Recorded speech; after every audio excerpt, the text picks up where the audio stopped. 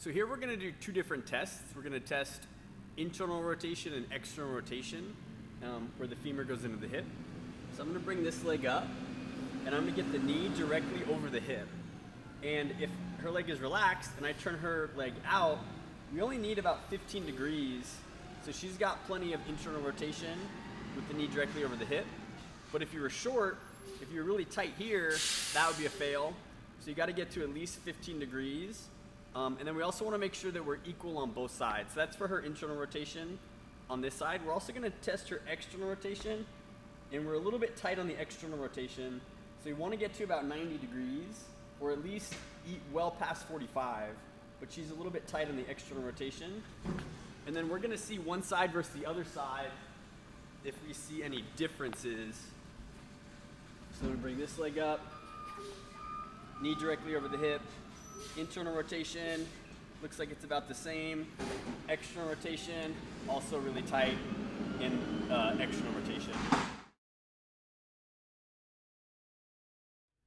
So the next two tests that we're going to do are going to work on testing our internal and external rotation of the femur into the hip.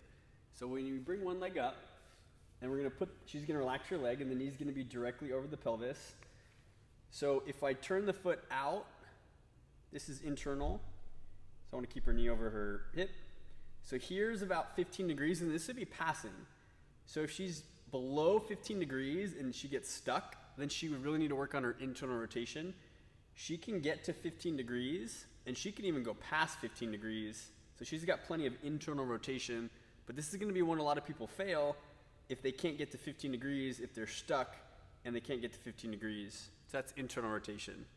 Then if we go the other direction, this is external rotation, and you can see she's a little bit tight here, whereas some people are going to be able to come all the way open to 90 degrees so that the shin is parallel to the torso.